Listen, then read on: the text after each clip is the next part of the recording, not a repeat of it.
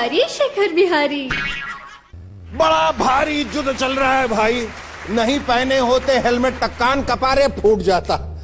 लेकिन यहाँ ठीक है, अब आ गए अपने इलाके में, कोई टेंशन नहीं। भाई भौजाई लोगों को प्रणाम।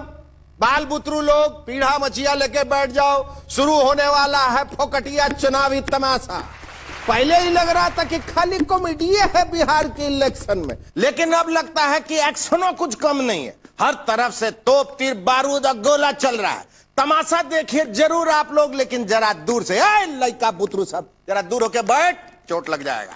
धम धम धम धम धम धड़म धड़ैया रे, सबसे बड़े लड़ैया रे, ओंगारा रे ओंगारा। धम धम धड़म धड़ैया रे, सबसे बड़े लड़ैया रे, ओंगारा रे ओंगारा। वीर रस से भरे हुए हैं इस समय बिहार के नेतागण। हर कोई दहाड़ रहा है। चुनावी महाभारत की रणभेरी बजाने पटना पहुंचे लालू जी, लेकिन सजी धजी सेना के सामने अचानक शुरू हो गई चीर हरण की नौटंकी।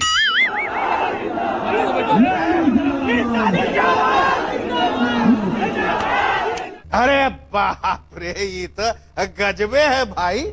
है? टिकट न मिलने से नाराज हुए आरजेडी के एक ठो कार्यकर्ता ने द्रौपदी बनने का जिद पकड़ लिया। कोई दुशासन नहीं मिला तो बोले चलो दुशासन भी हम ही बन जाते हैं, और करने लगे 20 सड़क पर अपना ही चीरहरण। इस तरह के तमाशे सिर्फ राजनीति में ही संभव है।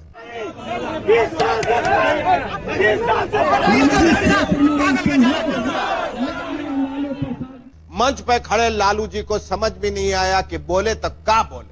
कार्यक्रम छोड़ के चले जाएं या फिर उतर के नीचे मंच से सीधे कान के नीचे खींच के दो लगाए। हप तड़क। कार्यक्रम खराब करता है बुड़बक कहीं का। आरजेडी कार्यकर्ता है कि भाजपा का एजेंट है तू?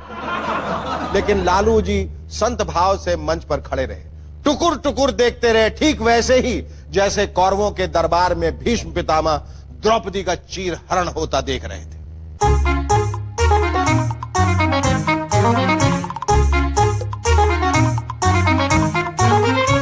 बहुत देर तक चले ड्रामे के बाद बड़ी मुश्किल से नाराज कार्यकर्ता को द्रौपदी बनने से रोका गया। अच्छा हुआ, वरना हमें भी इस शो के लिए सेंसर सर्टिफिकेट लेना पड़ता।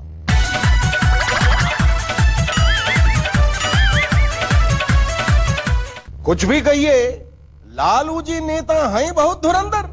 ये छोटी मोटी परेशानी यूं चुटकियों में उड़ा देते हैं। हवा के साथ उड़ना और हवा का रुख मोड़ना, ये दोनों इच काम लालू जी को बखूबी आता है। कैंपेन की शुरुआत लालू जी भैंसिया पे बैठ के किए थे, काहे कि यादव वोट बैंक को मजबूत करना था। फिर लालू जी को लगा कि यूपी से आई अमित शाह की गैया तो हमको पटक देगी। इसके बाद क्या किए लालू जी देखिए, गौ माता के साथ सेल्फी। हाउ बहुत खूब लालू जी।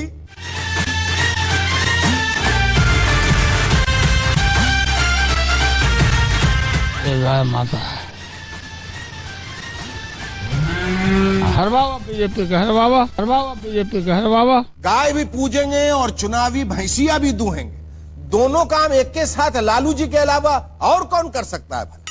लालू जी की अर्धांगिनी यानी उनकी मेहरारू यानी उनकी पत्नी राबड़ी देवी चुनाव तो नहीं लड़ रही है इस बार, लेकिन विरोधियों को गरियाने में लालू जी के साथ कदम से कदम मिला के चल रही। ए जी, साथ को फेरा न लिए हम आपके साथ, आपके दुश्मनुआ को कम से कम साथ को गाड़ी तो देवे कर। वो अपने शैतान है, इसीलिए लालू जी के शैतान बना रहे हैं। लालू जी शैतान नहीं, बिहार की जनता जान रही है लालू जी के। मोदी खुद शैतान है, शैतान के भाषा बोलते हैं, गाड़ी देते हैं नीतीश जी का, लालू जी के। देखिए कैसा पीछे पड़े हुए हैं। गौ माता के बारे में लालू जी के मुंह से कुछ निकल गया था, शैतानुआ बुलवा दिया था उनसे। कुछ खुद थोड़ी बोले थे, शैतानुआ बुलवा दी। उसके बाद एनडीए वाले यादव वोटरों को लगातार भड़का रहे थे कि लालू जी ने आपका अपमान किया। लेकिन लालू जी ठहरे, लालू जी उड़ती चिड़ैया को हल्दी लगाने वाले अमदी। बता दिए अपने वोटरों को कि हम तो गाय पालने वाले और गोबर और गोईठा ठोकने वाले आदमी हैं। एनडीए वाला नेता लोग तो कुत्ता पालता है। बस फिर क्या था, मामला सेट हो गया। वेरी स्मार्ट लालू जी।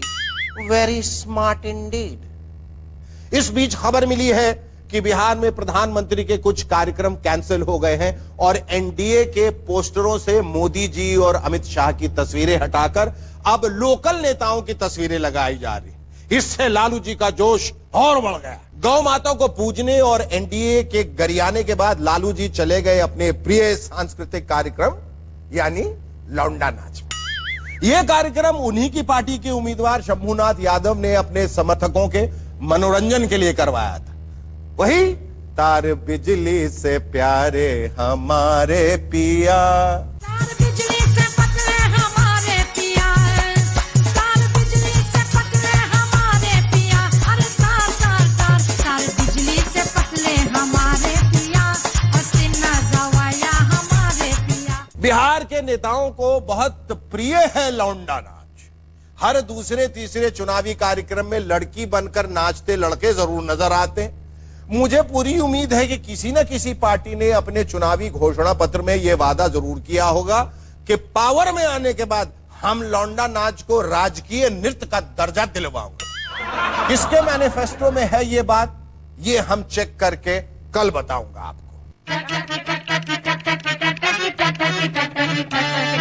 खामोश, जली को आग कहते हैं, बुझी को राख कहते हैं, और जिस आग से बने बारूद उसे विश्वनाथ कहते हैं। दिल में ढेर सारा बारूद जमा करके अकेले बैठे हैं शॉटगन सिन्हा।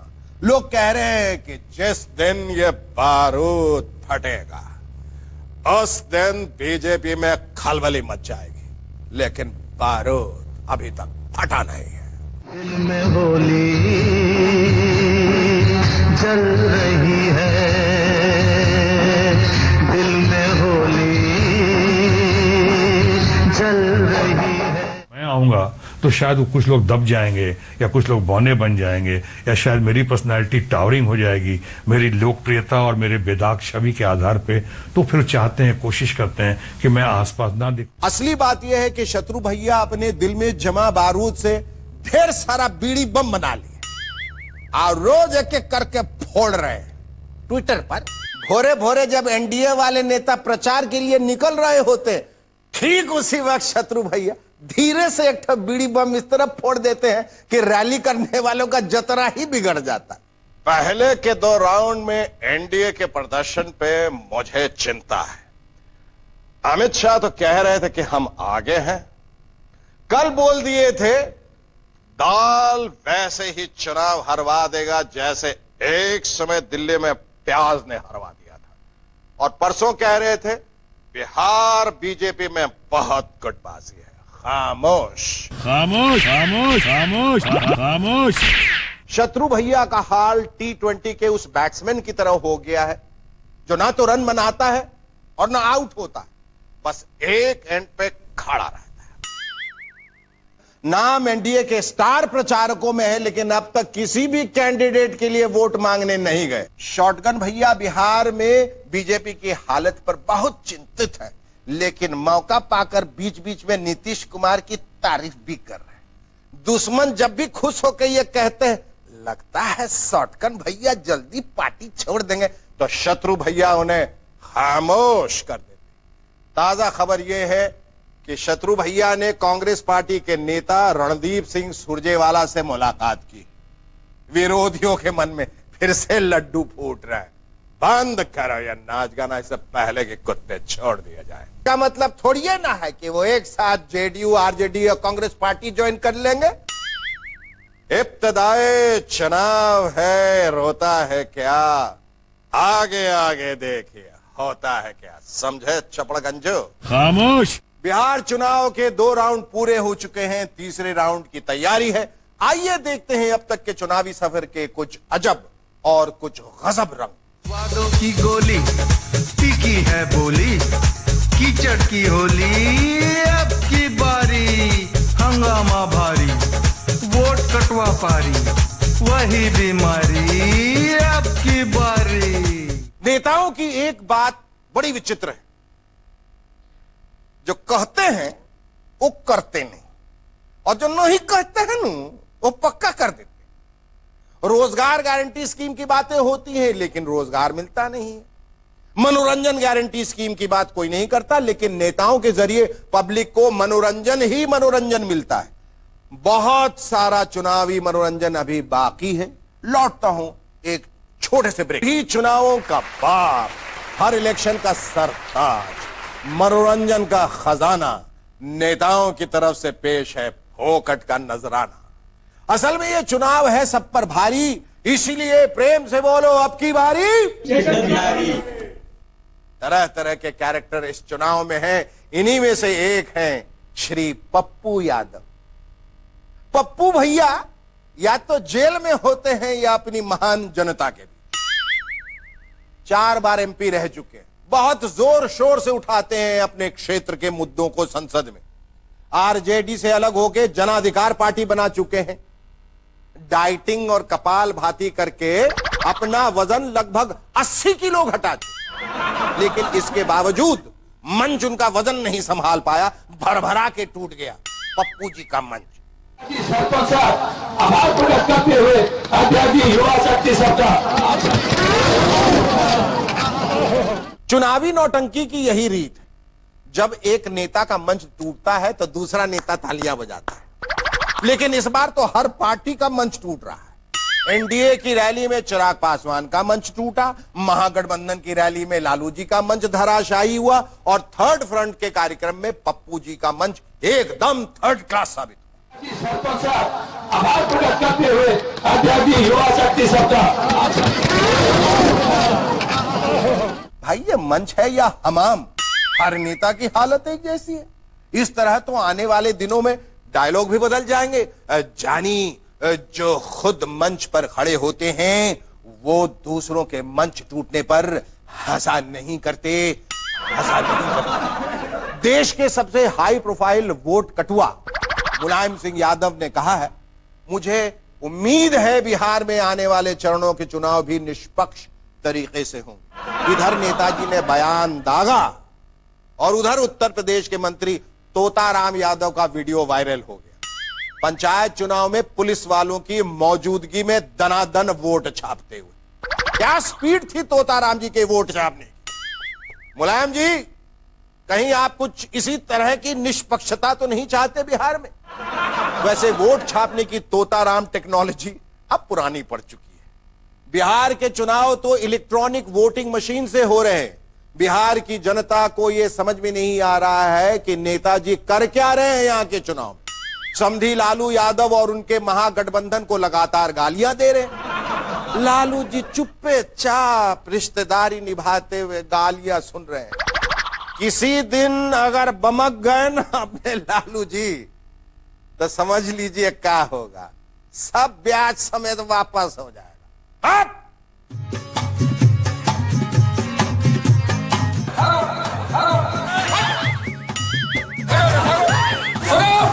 मुलायम सिंह यादव बिहार में थर्ड फ्रंट की राजनीति कर रहे हैं। एक ऐसा राजनीतिक मोर्चा जिसका इस चुनाव में कोई भविष्य नजर नहीं आ रहा। नेताजी की गतिविधियां भी थोड़ी रहस्यमयी हो गई। आए थे अपने लिए वोट मांगने, लेकिन तारीफ बीजेपी की करने लगे। थर्ड फ्रंट की पार्टनर एनसीपी को यह बात हजम नहीं हुई। नतीजा यह हुआ कि मुलायम सिंह यादव का थर्ड फ्रंट चुनाव के बीच रास्ते में ही टैम हो गया। समाजवादी पार्टी के प्रधान आदरणीय मुलायम सिंह यादव जी का जो बयान आया वो बहुत ही दुखद था। बिहार में भारतीय जनता पार्टी की लहर है और आने वाले दिनों में एनडीए की सरकार बनेगी, ये उनके शब्द हैं। ये हम लोगों के लिए बहुत ही दुर्भाग्यपूर्ण है। एनसीपी नेता तारिक अनवर मुलायम सिंह यादव से इसलिए नाराज हैं क्योंकि उन्होंने बिहार के चुनाव में बीजेपी की तारीफ कर दी। लेकिन तारिक साहब, आपकी पार्टी के राष्ट्रीय अध्यक्ष शरद पवार जी ने बीजेपी नेता अरुण जेटली की बारामती में जो खातिरदारी की उसका क्या? जेटली साहब पवार साहब के घर में ही नहीं रुके बल्कि वहां उनकी तारीफों के पुल भी बांध। खैर, ये सब हाई लेवल की पॉलिटिक्स की बातें हैं। जब हमारी समझ में नहीं आया तो आपकी समझ में कहां से आएगा महाराज। एक आम बिहारी वोटर की आम नजर से बिहार का चुनावी तमाशा लेकर मैं लौटूंगा कल इसी वक्त। आप हमें ईमेल लिख सकते हैं या ट्विटर के जरिए भी हम तक पहुंच सकते हैं। देश और दुनिया के खबरों के लिए देखते रहिए।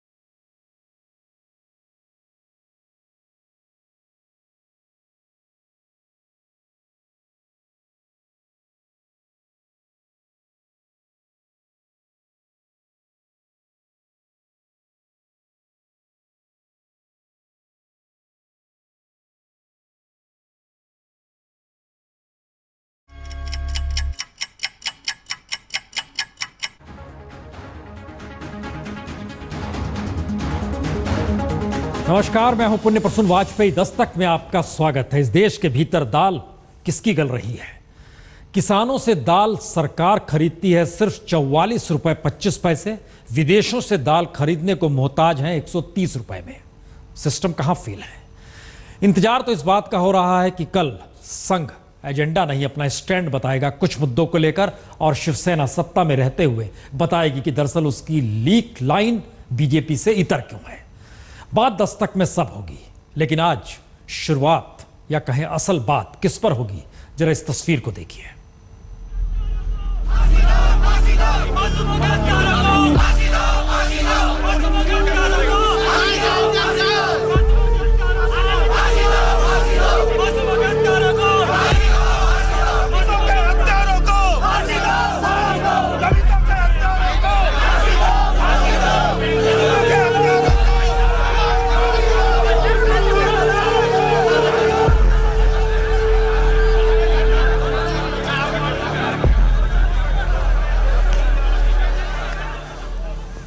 जी, यही लोकतंत्र है। तो आइए आज बात की जाए इसी लोकतंत्र के नाम पर। लोकतंत्र के नाम पर इस देश के भीतर का मिजाज क्या हो सकता है, कैसे हो सकता है, किस रूप में हो सकता है। इन तस्वीरों के जरिए सिर्फ एक तस्वीर नहीं, कई तस्वीरें आज दिन भर हर जहन में घूमती रही, हर न्यूज चैनल के ऊपर नजर आती रही। समूचा देश इन तस्वीरों को देखते रहा।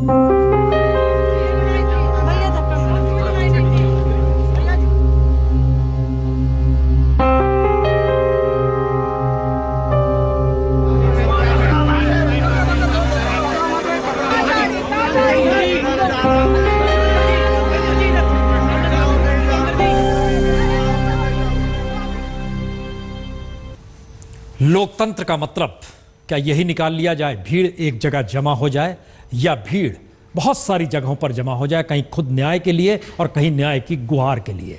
यह इस स्थिति देश के भीतर क्यों आ चली है? टटोलने की कोशिश जरूर होगी, लेकिन नेताओं के कदम दरअसल घटना की दिशा में क्यों बढ़ जाते हैं, यह भी सवाल। लेकिन आइए, सब कुछ इस देश के भीतर कैसे तमाशे में बदल दिया जाता है, यह भी आज देख लीजिए।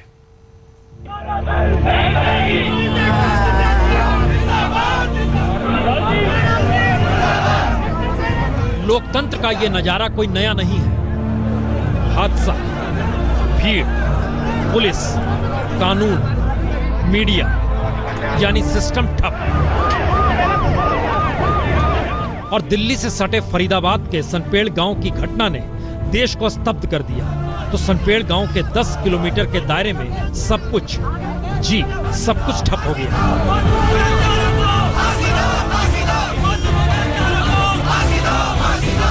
क्योंकि लोगों में गुस्सा है, लेकिन लोकतंत्र में गुस्सा जायज नहीं होता। तो पुलिस की लाठियां, यानी जो पुलिस हत्यारों के सामने कमजोर थी, वह पुलिस मारे गए परिवार के सामने मजबूत थी। गुस्साए लोगों के सामने दबंग है। रेला लोगों का, रेला नेताओं का, रेला सहानुभूति देने वालों का, रेला सहानुभूति बटोरने वालों का, रेला आक्रोश में डूबे गांव वालों का है, रेला ठप पड़े नेशनल हाईवे पर खड़े लोगों का है। तमाशबीन भी हैं, सियासतदान भी, कानून के रखवाले भी, कानून को ना मानने वाले भी। तो क्या ये मान लिया जाए 2 बच्चों को जिंदा जलाकर की गई हत्या का मतलब एक ऐसा खुला लोकतंत्र है जिसमें संविधान ताक पर है और संविधान के मातहत जो अधिकार देश के हर नागरिक के हैं उन्हें मानने का ऐलान कर लोकतंत्र का गान किया जाए? एक तो केस को सीबीआई के हवाले किया जाए, दूसरा कि पीड़ित परिवार को एक सरकारी नौकरी दी जाए, तीसरा जो पीड़ित परिवार की औरत है जो जली हुई है उसका इलाज कराया जाए और दोषियों की गिरफ्तारी हो। ये चारों बातें हमने पीड़ित परिवार की सरकार की तरफ से मान ली हैं। गजब स्थिति है। इलाज कराएंगे, मान लिया है। मुआवजा देंगे, मान लिया है। गिरफ्तारी होगी, मान लिया है। जांच कराएंगे, मान लिया है। ये सारी चीजें तो पहले ही होनी चाहिए। और इसके बावजूद भी अगर मंत्री आते हैं और सामने इस बात का जिक्र करते हैं और सीएम नहीं पहुंच पाते हैं क्योंकि उनके खिलाफ नारे लग रहे थे, ये सारी स्थितियां क्या बतलाती हैं? वाकई लोकतंत्र के नाम पर संविधान के हक हाशिए पर ढकेले जा चुके हैं। लेकिन नेताओं की फौज भी देख लीजिए, 1-2 नहीं, बहुतेरे नेता पहुंचे। हालांकि सीएम साहब नहीं पहुंचे, कल सुबह ये पहुंचे। तो मुश्किल ये नहीं है कि नेता पहुंचते हैं तो उससे कहीं मामले में तीव्रता आ जाती है, जांच में तेजी आ जाती है, सियासत आगे बढ़ जाती है। और इन सब के साथ ही इस बात का जिक्र होता है कि दरअसल अगर अकूत ताकत इस देश में राजनीतिक सत्ता में है तो फिर राजनीति ही महत्वपूर्ण है। कई चीजें निकाली जा सकती हैं क्योंकि इस देश में वाकई राजनीति बड़ी मजबूत हो चली है। धो पोछ कर निकाला गया आम आदमी पार्टी के जरिए। राइए भाई, राखी बिड़ला कहाँ है? लेकर चलेंगे साथ में। कुमारी शैलजा कहाँ है? कांग्रेस वाले लेकर चले। इस देश की मुश्किल तो यह हो चली है कि नेताओं को भी जाति के हिसाब से घटनाओं से जोड़ते हुए देखा और समझा जाता है। उस दिशा में ना जाइए, जरा देखिए उस बाप का हाल जिसके आंसू निकल रहे हैं लेकिन दोनों हाथ घायल हैं, तो वो शख्स आंसू भी नहीं पोंछ सकता है।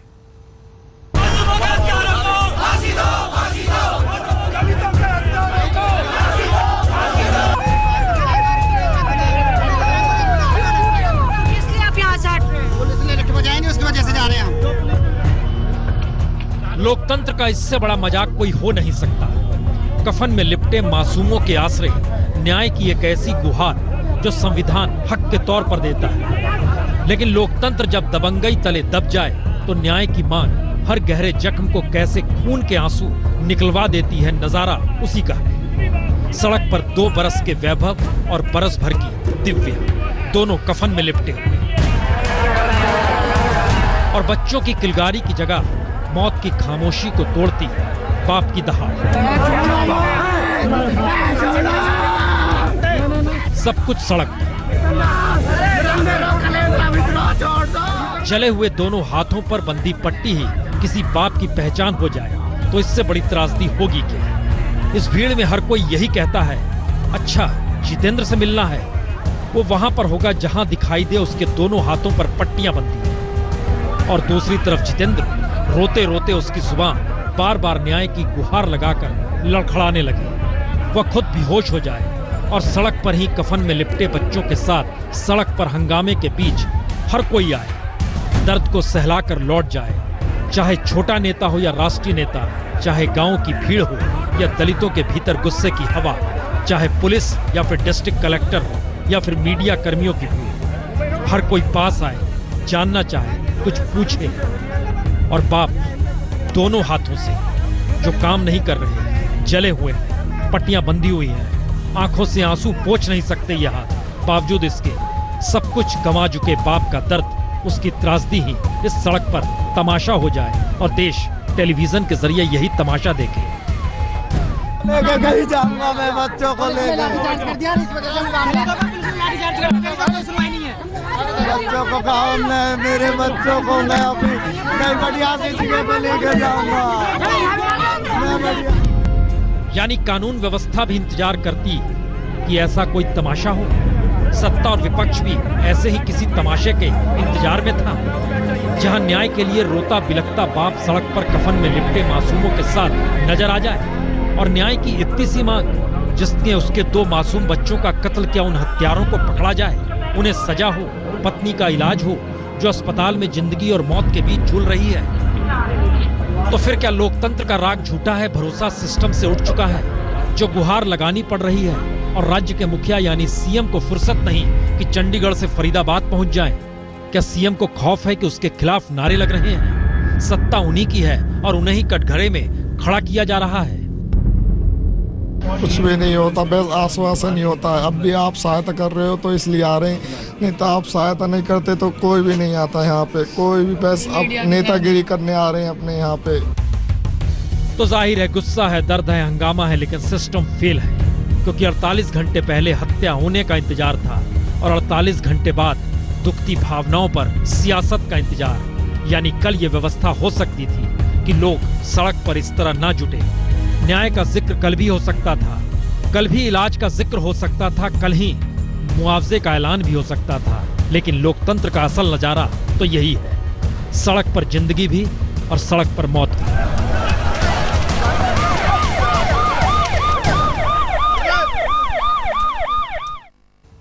जाहिर है इस तरीके से लोकतंत्र में खड़े होकर जनता के सामने सवालों का जवाब देने के लिए बड़ा नैतिक बल चाहिए। नेताओं में है या नहीं, ये एक सवाल पहले सवाल होता था, आजकल ये सच हो चला है। अब से कुछ देर पहले यानी तकरीबन 1.5-2 घंटे पहले अंतिम संस्कार दोनों बच्चों का कर दिया गया। एक की उम्र 2.5 साल, एक की उम्र 9 महीने। और इन सब ने, जिन्होंने दुनिया नहीं देखी, समझा नहीं, स्थितियों को भोगा नहीं, उन सब परिस्थितियों के बीच जरा कल्पना कीजिए किन हालातों में उस वक्त मनस्थिति उस परिवार की होगी। माँ अस्पताल में है, दिल्ली के सफदरजंग अस्पताल में, बाप घर में बिलख रहा है, दोनों हाथ घायल हैं और उस शहर में पहचान यही है, जिस दोनों हाथों में जिसके पट्टी बंधी हो वही बाप है, उसी का नाम जितेंद्र। अजीबोगरीब स्थिति है। इस देश के भीतर के हालात में क्या वाकई ये कहा जाए कि जो भी घटनाएं घटती हैं वो वाकई केंद्र की दिशा में हर कोई क्यों देखता है? क्योंकि घटनाएं एक तो नहीं, प्रधानमंत्री की दृष्टि से अगर समझने की कोशिश कीजिए, कई घटनाएं जम्मू कश्मीर से लेकर इन सब के बीच मुंबई तक क्या हुआ, जरा स्थिति को समझिए। ड्राइवर की हत्या होती है कश्मीर में, बच्चों को जिंदा जलाया जाता है, मुंह में कालिक पोती जाती है, ये दिल्ली में भी और मुंबई में भी यही कुछ हुआ। घर में घुस कर मारा गया, यूपी में अखलाक को लेकर मुंह में कालिक महाराष्ट्र में पोती गई, और ये सारी पीट पीट कर मार डाला गया कर्नाटक में। ये सारी परिस्थितियां क्या बतलाती हैं? ये बताती हैं कि कहीं ना कहीं स्थितियां नाजुक तो है। और इन परिस्थितियों के बीच इस बात का जिक्र बड़ा महत्वपूर्ण हो जाता है कि इस देश के पीछे जो सोच है, जो विचारधारा है, उनका क्या कहना है। कल दशहरा है और दशहरे के दिन संघ परिवार की परंपरा रही है कि सरसंघ चालक अपनी बात को कहते हैं, और जब खुद प्रधानमंत्री इस बात का जिक्र करते हैं कि मैं स्वयं सेवक हूं, तो रास्ता संघ से निकलेगा ये माना भी जाता है। लेकिन कल एक नहीं, 2 जगह निगाहें हैं। एक तरफ सत्ता में साथ खड़े होकर सत्ता से बगावत, बात शिवसेना की, और दूसरी तरफ सत्ता को लीक पर, पटरी पर लाने के लिए संघ की सोच। रिपोर्ट देखिए। पहला मौका होगा जब देश को लेकर उठते सवालों के बीच संघ परिवार के भी जवाब का इंतजार है और शिवसेना के जवाब का भी। विजयदशमी यानी कल नागपुर में सरसंघचालक मोहन भागवत संघ की परंपरा को निभाएंगे और मुंबई के शिवाजी पार्क में शिवसेना प्रमुख उद्धव ठाकरे भी बाला साहब ठाकरे की परंपरा को ही निभाएंगे।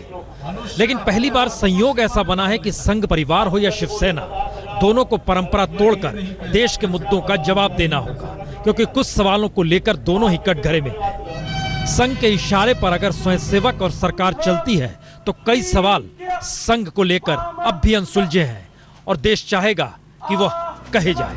मसलन देश में पिंक क्रांति कब थमेगी, यानी गोवंश की हत्या थमेगी कब? हिंदुत्व का राग समाज में सहिष्णुता खत्म कर धमकी वाले हालात क्यों पैदा कर रहा है? विकास और हिंदुत्व का राग टकरा क्यों रहा है? और आरक्षण पर संघ की राय है क्या? समिति बने या जारी रहे? क्योंकि लग ऐसा रहा है कि प्रधानमंत्री के गवर्नेंस की सोच और संघ के हिंदूवादी एजेंडे में ही देश फंसता चला जा रहा है। कहीं प्रधानमंत्री लाचार नजर आते हैं तो कहीं संघ सत्ता संभाले हुए दिखता है और कहीं पीएम को राष्ट्रपति के बयान को ढाल बनाना पड़ता है। अगर सुनना है तो कल हमारे देश के राष्ट्रपति श्रद्धेय प्रणब मुखर्जी दादा ने जो भाषण किया है और देश को जो संदेश दिया है, उससे बड़ा कोई मार्गदर्शन नहीं हो सकता है। तो सवाल इतना पर नहीं है कि प्रधानमंत्री राष्ट्रपति के बयान को ढाल बनाते हैं या इस दौर में संघ खामोशी के साथ अपनी गवर्नेंस को देख रहा है। सवाल इन सब के बीच देश का है और शायद इसीलिए जवाब शिवसेना से भी चाहिए। शिवसेना प्रमुख उद्धव ठाकरे कल शिवाजी पार्क में रैली करेंगे, यानी भाषण देंगे, और उनमें इन मुद्दों को लेकर वो क्या कहेंगे, नजरें इसी पर हैं। पाकिस्तान को लेकर शिवसेना की सोच के अनुकूल अगर मोदी सरकार नहीं है तो फिर वह बीजेपी के साथ क्यों खड़े हैं? सत्ता में रहते हुए एक ही घटना पर बीजेपी शिवसेना के अलग अलग रुख का मतलब है क्या? शिवसेना सत्ता को अपनी सियासत के लिए जरूरी मानती है या महाराष्ट्र के विकास के लिए? जाहिर है संघ के मुखिया कल सुबह भाषण देंगे और शाम में शिवसेना के मुखिया, और शिवसेना में बाला साहब के दौर में माना यही जाता रहा कि दशहरा रैली शिव सैनिकों को राह दिखाती है। तो इंतजार कीजिए दोनों रैलियों का। और इंतजार से पहले शिवसेना की तीसरी पीढ़ी भी तैयार हो चली है। जरा देखिए इस रिपोर्ट को। शिवसेना महाराष्ट्र के भीतर किस सियासत को देख रही है? 20 साल में तीसरी पीढ़ी राजनीति में सक्रिय हो गई, लेकिन शिवसेना के लिए आज भी ताकत बाल ठाकरे ही है और कमजोरी भी वही है। इसीलिए वो पोस्टर शिवसेना दफ्तर के बाहर आज सुबह चस्पा हो गया, जिसमें बाला साहब ठाकरे के सामने बीजेपी के तमाम बड़े नेता सिर नवाकर खड़े हैं। चाहे वो प्रधानमंत्री नरेंद्र मोदी हो, गृह मंत्री राजनाथ सिंह हो या फिर लालकृष्ण आडवाणी। और संकेत यही निकला कि जो कल तक बाला साहब के कदमों में थे, आज खुद तुर्रम खान समझ रहे हैं। बड़े नेता यदि चाहते होंगे कि हम और बढ़े और बड़े बने, तो इस पोस्टर से मैसेज उनके पास गया। देखते हैं अभी क्या होता है। पोस्टर शिवसेना की दशहरा रैली से ठीक पहले लगा, जिसे खुद बाला साहब ठाकरे ने इजाद किया था। लेकिन अब बड़ा सवाल है कि इस बार महाराष्ट्र की सरकार में शामिल शिवसेना के मुखिया उद्धव ठाकरे अपने पिता के सिंहासन पर बैठकर शिव सैनिकों को संबोधित तो करेंगे, लेकिन उद्धव की शिवसेना बाल ठाकरे की शिवसेना वाली है नहीं, यानी वैसा दबदबा अब रखती नहीं। और ना ही बीजेपी तब की बीजेपी की तरह कमजोर है। 2013 में 192 लाख टन इस देश में दाल का उत्पादन हुआ और पिछले बरस 172, यानी 20 लाख टन। सरकार किस तरीके से रास्ता निकालना चाहती है, पहले रिपोर्ट देखिए। पिछली बार आपको बतलाया था कि 5000 मीट्रिक टन देश में और ला रहे हैं इंपोर्ट करके, वो सारा आ चुका है और बाजार में ऑफलोड कर दिया गया है। इससे थोड़ा होलसेल की कीमतों पे असर पड़ने लगा है। तो सरकार पानी में नहीं हवा में दाल पकाना चाहती है, जो संभव नहीं है, क्योंकि देश में किसान यूं ही हाशिए पर, उस पर दाल की कीमत पर कभी कोई ध्यान दिया ही नहीं गया, किसानों पर भी नहीं दिया गया। दुनिया के बाजार से 130 रुपए किलो दाल खरीदने को सरकार अब तैयार है, लेकिन इस देश में सरकार किसानों को सिर्फ 44 रुपए किलो दाल के देती है। जी, ये आलम है। लेकिन स्थिति देखिए, 4 रास्ते निकाले गए हैं दाल पकाने के। इंपोर्ट ड्यूटी 0 कर दी गई, 500 करोड़ की कीमत स्थिर रखने वाले फंड से सब्सिडी देनी शुरू की गई, जमाखोरों कालाबाजारियों पर नकेल कसना शुरू किया गया और 5000 टन दाल आयात किया गया। लेकिन यह सब कुछ हवाबाजी इसलिए क्योंकि पिछले बरस की तुलना में इस बार देश में 20 लाख टन दाल कम उत्पादन हुआ। सरकार नब्ज नहीं पकड़ पा रही है। इस देश के भीतर जितनी जमीन पर दाल होती है, दुनिया के दूसरे देशों में उससे 3 गुना ज्यादा दाल होती है। किसानों को समर्थन मूल्य नहीं देंगे, इंफ्रास्ट्रक्चर तैयार नहीं करेंगे, हाइब्रिड बीज नहीं लेकर आएंगे। मुश्किल है, नब्ज ना पकड़िए तो मुश्किल है। 10:30 बजे आपको दिखाते हैं पूरी रिपोर्ट।